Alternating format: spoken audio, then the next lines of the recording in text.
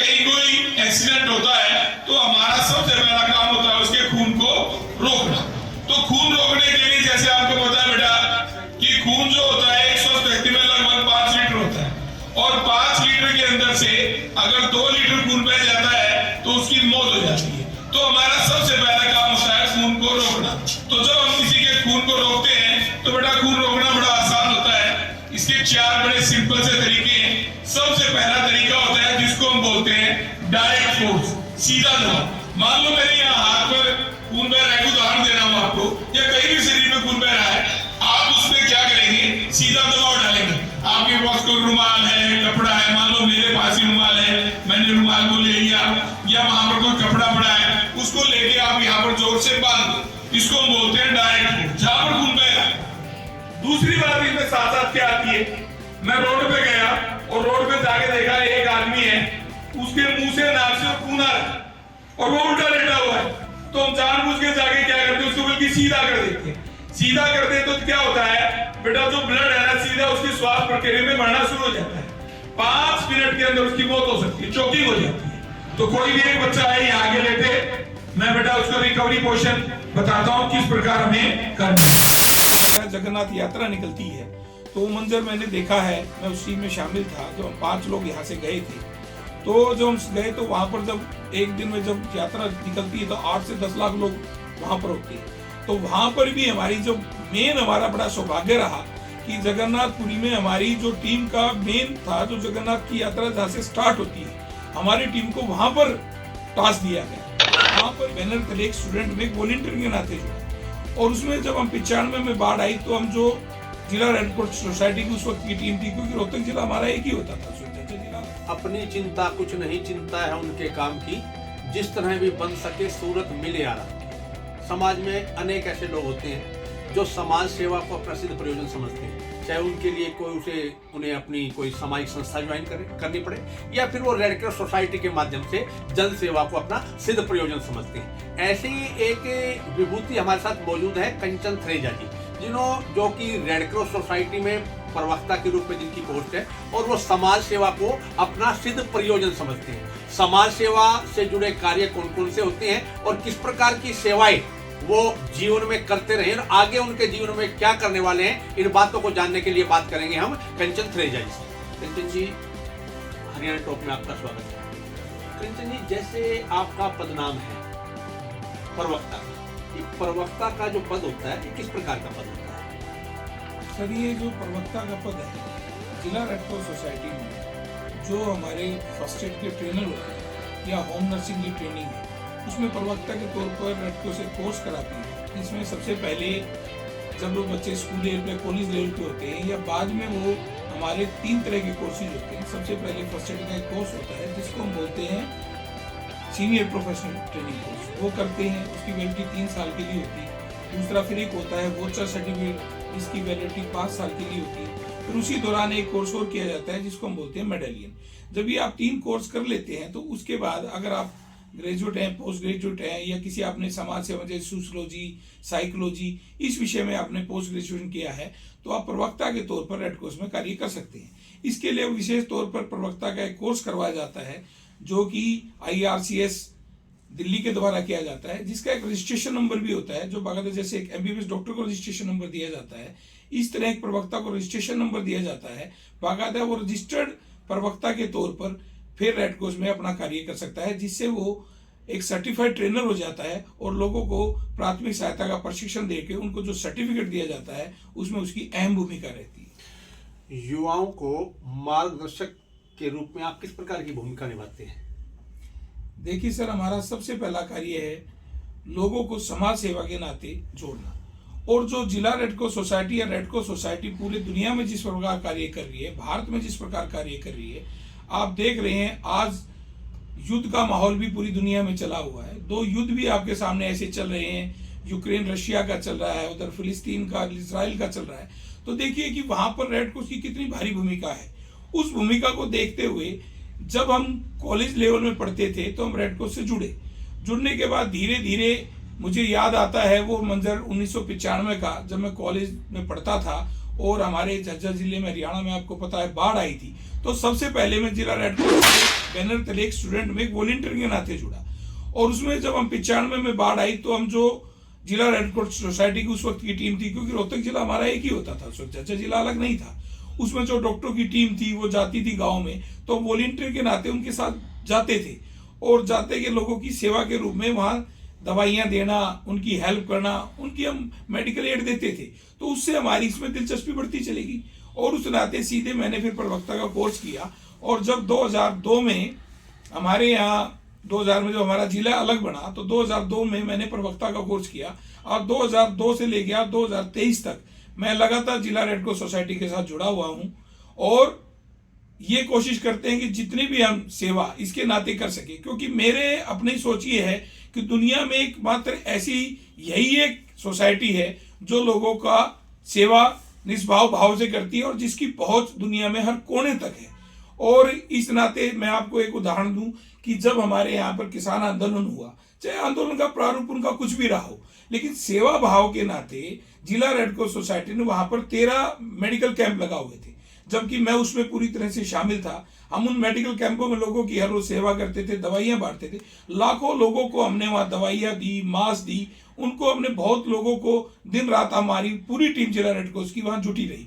तो उस नाते जितना सेवा भाव आप इस सोसाइटी के साथ जुड़कर कर सकते हैं, शायद आप किसी और एनजीओ के साथ जुड़ के नहीं कर सकते। कंचन थरेजा जी, जैसे मैं बात करूं प्रशिक्षण देने की, तो प्रवक्ता के रूप में अब तक आप कितने युवाओं को प्रशिक्षण दे चुके हैं? और एक बात और कि आपात स्थिति में आपकी टीम अब तक कितने स्थानों पर पहुंची है? देखिए सर, अगर मैं स्वयं की बात करूं तो प्रशिक्षण देने में हमारे जिले में लाखों लोगों को और साथियों द्वारा भी प्रशिक्षण दिया गया, लेकिन मेरे व्यक्तिगत तौर पर अभी लगभग पिछले 21 वर्षों में सर्टिफाइड ट्रेनिंग की बात करें जो सर्टिफिकेट के नाते दी गई, तो मेरी करीबन 2 लाख के करीब मैंने लोगों को ट्रेनिंग दी है, जिसमें वो ट्रेनिंग स्कूल में भी है, कॉलेज में भी है, इंडस्ट्री में भी है, और उसके अलावा अन्य कैंपों में लोगों को प्रशिक्षण देके लाए। तो मेरे हिसाब से अब तक 3.5 से 4 लाख लोगों को हम प्रशिक्षण दे चुके हैं। आपात स्थिति की बात करें तो आपात स्थिति की मैं बात करूं, देखिए 95 के बाद गुजरात में भूकंप आया, जब हमारी यहाँ जिला रेड क्रॉस सोसाइटी की टीम ने वहां पर पहुंच के कार्य किया।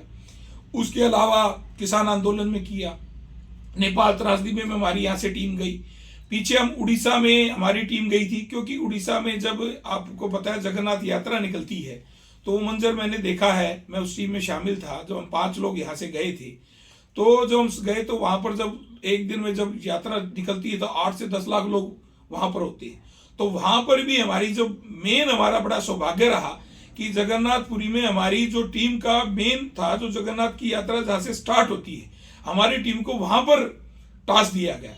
वहां पर भी हमने उस दिन लगभग 500 से ज्यादा लोगों को हमने वहां से निकाला, क्योंकि वह उमस हो जाती है, भीड़ हो जाती है, लोग घायल हो जाते हैं, या कई लोग क्या होते हैं एक दूसरे के ऊपर गिर जाते हैं। उसके साथ साथ उमस होने के कारण उसका नर्वस सिस्टम में ऑक्सीजन ना मिलने के कारण, घुटन होने के कारण लोग बेहोश हो जाते हैं। तो हम उनको CPR देने का कार्य किया। इस तरह की हमने लगातार जैसे जैसे समय आता है, जहां जहां भी हमें जरूरत पड़ती है, हमारी टीम हमेशा तैयार रहती है और हमेशा हम इस चीज को लगातार अग्रसर रहते हैं कि जब भी हमें हमारी जरूरत हो हम 24/7। उसके साथ साथ कोरोना काल गया, कोरोना काल में हमने लगातार लोगों को जिला रेड क्रॉस सोसाइटी की तरफ से, आपको ये और बता दूं कि ये सारा कार्य हमारा माननीय उपायुक्त महोदय के दिशा निर्देशन में होता है। उनके दिशा निर्देशन में हमने सभी को गैस सिलेंडर पहुंचाना, सभी को सामान देना, खाने का सामान पहुंचाना, मेडिकल एड पहुंचाना, वो कार्य हमने कोरोना काल में हजारों लोगों के साथ किया। बड़ी बड़ी संस्थाएं किस तरह से इस प्रशिक्षण को अपना रही हैं और उनके लिए उपयोगी जो साबित हो रहा है वो कैसे हो रहा है साबित?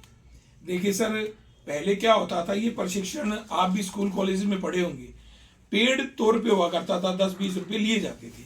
लेकिन पिछले कुछ वर्षों से हरियाणा रेड क्रॉस राज्य शाखा के द्वारा जिला रेड क्रॉस सोसाइटी जितने भी पूरी हरियाणा में, वो स्कूलों में निःशुल्क प्रशिक्षण दे रही है और साथ साथ उनको निःशुल्क फर्स्ट एड का सर्टिफिकेट भी प्रोवाइड करा रही है। इसी के साथ हमारे जिले के जितने कॉलेजेस हैं, यूनिवर्सिटीज हैं, उनमें एक YRC की यूनिट भी बनी हुई है, यूथ रेड क्रॉस की। उसमें भी सभी स्टूडेंटों को फ्री ऑफ कॉस्ट प्रशिक्षण दिया जा रहा है। उसके अलावा जिले की जितनी फैक्ट्रियों हैं, उन फैक्ट्रियों में भी हरियाणा पंजाब का जो फैक्ट्री एक्ट है, उसमें भी ये मापदंड है कि वहां पर अब ये आया कि 30% लोगों को आप एम्प्लॉय को प्रशिक्षण दिलाइए ताकि आपात स्थिति में आप किसी की जान को बचा सके। तो इन सभी जगह प्रशिक्षण लगातार दिए जा रहे हैं। उसके अलावा जो हमारी और एनजीओज भी हैं वो भी हमारे साथ मिलकर आजकल सीपीआर की ट्रेनिंग ले रही है।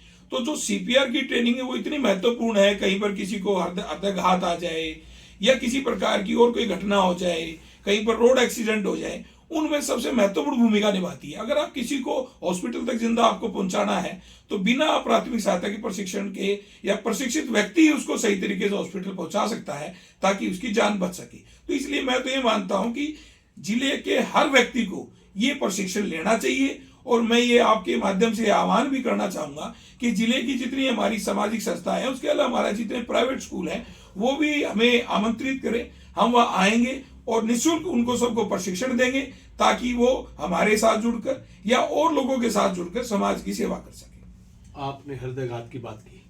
सर्दी के मौसम में हृदयघात की संभावनाएं ज्यादा बढ़ जाती हैं। जी सर। तो सीपीआर के तहत किस प्रकार की मदद जो है वो संभव है? देखिए सर, सीपीआर एक ऐसी टेक्निक है, इसको हम अगर पूरी तरह से समझे तो इसको हम बोलते हैं कार्डियोपल्मोनरी रेसोसाइटेशन।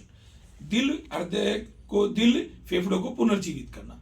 जब हमारे कोई हार्ट में ब्लॉकेज आ जाती है, किसी प्रकार की कोई रुकावट आ जाती है, तो उसमें हमारा हृदय रुक जाता है या कुछ देर के लिए उसमें रुकावट आ जाती है। तो सीपीआर एक ऐसी टेक्निक है जिससे हम हार्ट की पंपिंग करके हमारी चेस्ट को दबा के, उसमें एक नियम आता है। पहले तो हम देते थे, इसमें कुछ चेंजेस भी हुए हैं कोरोना काल के बाद। कोरोना काल से पहले हम जो सीपीआर दिया करते थे, 2 बार मुंह से सांस देते थे, 30 बार पंप करते थे। लेकिन अभी नई टेक्निक उसके बाद जो कोरोना काल में हम मुंह के नजदीक सांस नहीं दे सकते, दिक्कत आ सकती है, तो उसके कारण नई टेक्निक आई है कि हम डायरेक्ट फोर्स चेस्ट को हम बीच से पूरी तरह 1 मिनट में 100 से 120 बार दबाकर उसको हम पंपिंग करते हैं। तो इससे जब अगर हम तुरंत उसकी पंपिंग करें, कोई भी व्यक्ति को हृदयघात हो गया, आपको पता लगा कि उसकी बाईं ओर दर्द हो रहा है, स्वेटिंग आ रही है, बाएं हाथ सुन्न हो रहा है, इस तरह की अगर सिम्टम्स को नजर आते हैं, बताता है कि दिक्कत हो रही है, तो आप उसको तुरंत चेस्ट के बीच में स्टर्नम बोन होती है, हमारी छाती की हड्डी होती है, या दोनों निप्पल के बीच में अगर लेके दोनों हाथों से आप उसको पंप करेंगे और लगातार आप उसको 10 से 15 मिनट पंप करेंगे तो उसकी जो हृदय गति वो सामान्य हो जाएगी। तो हम उसे हृदय गति से बचा सकते हैं और उसको हम हॉस्पिटल आसानी से पहुंचा सकते हैं। वहां पर उसका बाद में ईसीजी जो भी उसके प्रोसेस है वो हो गए, जो रुकावट है, जो उसको मेडिकल एड मिली है वो मिल गया, हम उसकी जान को बचा सकते हैं। लेकिन ऑन द स्पॉट जहां पर एक्सीडेंट हुआ है वहां पर हम हृदय गति में केवल सीपीआर ही एक ऐसा साधन है, यह ऐसी तकनीक है जिससे हम उसकी मदद करके उस आदमी की जान को बचा सकते हैं। इसके अलावा जो आजकल आप सर्दियों में देखते हैं, फॉग होने की वजह से एक्सीडेंट हो जाते हैं।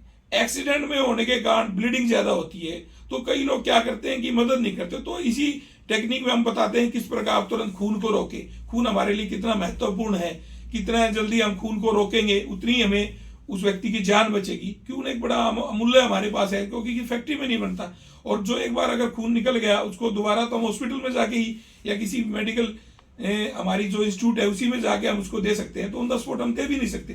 तो वहां तक जिंदा पहुंचाने के लिए हमें खून को रोकना जरूरी है। तो ये सारी चीजें हम फर्स्ट एड में बताते हैं ताकि लोग इसका प्रयोग करें और लोगों की ज्यादा से ज्यादा लोगों की हम जान को बचा सके। थरेजा जी, फर्स्ट एड के जैसे मैंने सुना है कि 3 मुख्य उद्देश्य होते हैं, वो 3 फार्मूले कहूं या उद्देश्य हो, उनके बारे में थोड़ा विस्तार से बताएं। देखियो जी, सबसे पहला उद्देश्य होता है हमारा, एक तो उद्देश्य है फर्स्ट एड का सीधा होता है जिसको हम फार्मूला गोल्डन रूल बोलते हैं। वो गोल्डन रूल ये है कि खून को बहने मत दो और श्वास को रुकने मत दो।